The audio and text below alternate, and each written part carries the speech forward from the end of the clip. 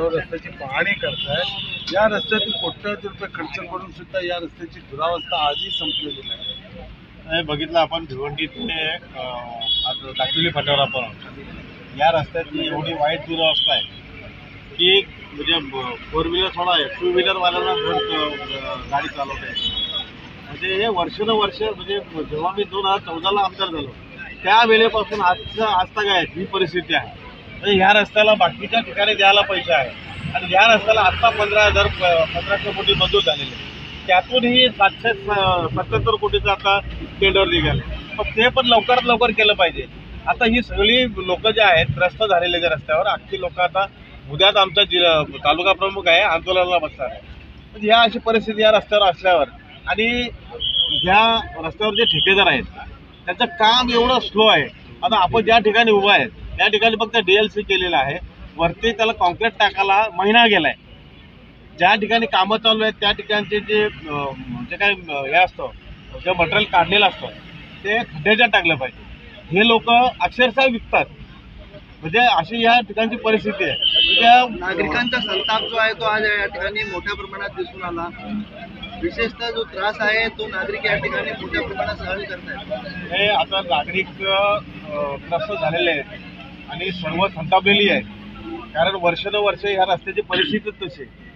ह्या रस्ता आहे हा एका कंपनीला दिला होता, त्या कंपनीने पुरी रस्त्याची वाट लावली, त्याच्यानंतर PWDकडे वर्ग केला।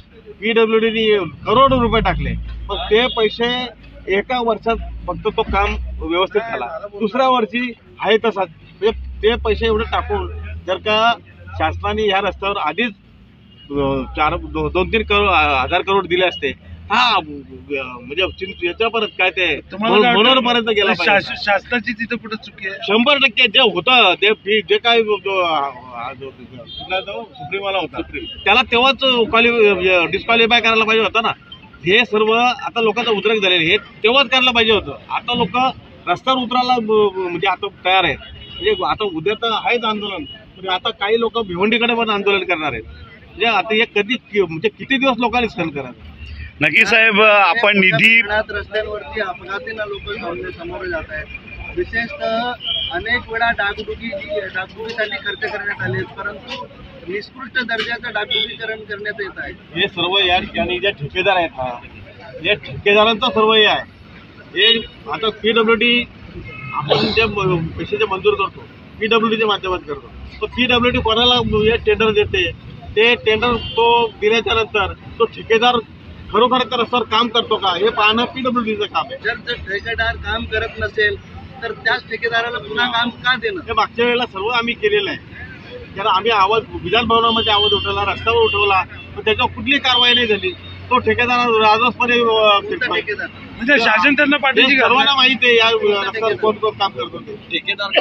मागे जिजाऊ कन्स्ट्रक्शनचं आम्ही हे केलं होतं, त्याला ब्लॅकलिस्ट करा, त्याच्या विधान भवनाचे प्रश्न मांडल्यानंतर त्याच्यावर चौकशी लावण्याचं पण त्या ठिकाणी आम्ही हे केलं होतं, पुन्हा त्यालाच काम दिलं।